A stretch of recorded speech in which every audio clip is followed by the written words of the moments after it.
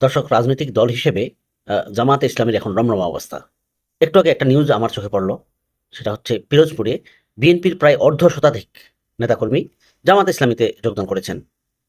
এটা বিএনপির জন্য কতটা ভয়ের খবর, কতটা লজ্জার খবর। কারণ এমন একটা সময় যাচ্ছে যখন বিএনপির চারপাশেই চারদিকে শুধু খারাপ সংবাদ। আমরা ঢাকা বিশ্ববিদ্যালয়ে দেখলাম ছাত্রদল শুধু চরমভাবে পরাজিত হয়নি, রীতিমতো ভূমিধস একটা বিজয় অর্জন করেছে সেই ছাত্রদলের বিপক্ষে ছাত্র শিবির। অবাক করার মতো ঘটনা।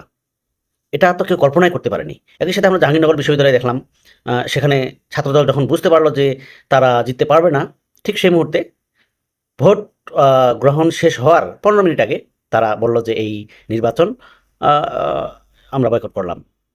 মানে কি একটা অবস্থা! এরপর কিন্তু বিএনপি নেতাদের আমরা দেখেছি তারা তাদের মুখ শুকিয়ে গেছে। তারা কথা বলতে পারছেন না এমন অবস্থা। তারা নানান কথাবার্তা বলছেন। অনেকেই বলছেন যে আ আওয়ামী লীগের যারা সমর্থক আছেন, যেসব ছাত্র তারা নাকি ভোট দিয়েছে শিবিরকে। এটা তো বিশ্বাসযোগ্য করার মতো কোনো খবরই না। কেউ তো বিশ্বাস করতেও চায় না। বিএনপির মধ্যে এখন কি হচ্ছে? বিএনপি কি এসব অনুধাবন করছে? বিএনপির এখন কি বা করা উচিত? এটা নিয়ে কিন্তু আসলে বিএনপির সিনিয়র নেতারা চিন্তায় পড়ে গেছেন।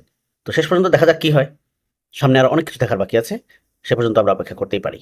দর্শক, এ বিষয়ে আপনার কোনো মন্তব্য থাকলে কমেন্টসে জানান। ধন্যবাদ।